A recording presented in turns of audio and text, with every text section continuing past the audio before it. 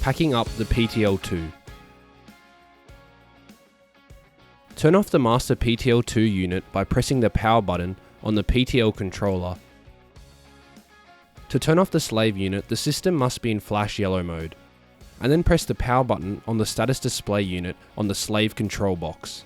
Ensure that the wheels are properly fitted and that the wheel nuts are correctly tightened. Check that any wheel locks are removed and stowed.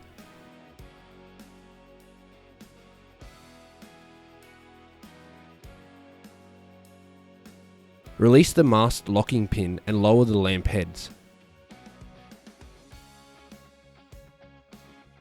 Ensure that both trailers are level and connect the master and slave unit trailers with the off-road coupling as shown.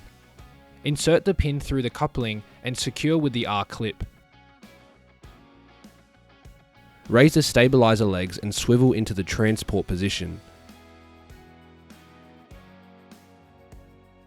Lower the trailer to the towing vehicle by using the jockey wheel. Ensure the tow hitch is properly fitted to the tow ball of the towing vehicle and that the latch is in the lock position.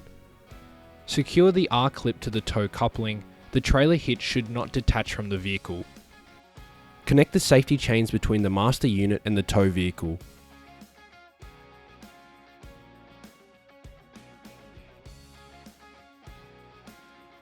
Raise and swivel the jockey wheel to transport position as shown. It is recommended that the handles for the jockey wheel and stabilizer legs be rotated to sit on the trailer frame and not left hanging down. Connect the 7-pin tail light connector.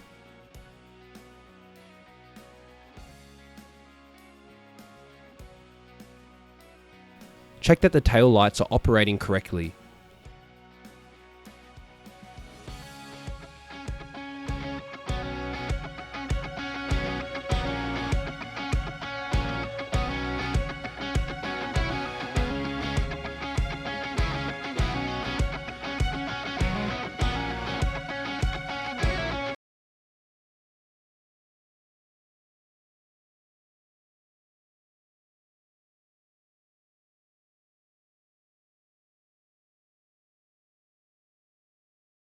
Connect the safety chains between the master unit and the tow vehicle. Connect the 7-pin tail light connector. Raise and swivel the jockey wheel to transport position as shown. It is recommended that the handles for the jockey wheel and stabilizer legs be rotated to sit on the trailer frame and not left hanging down. If fitted, release the handbrake. Check that the tail lights are operating correctly. Check all stabilizer legs and jockey wheel swivels have been locked into position correctly. Next, pick up the slave unit and repeat the procedure.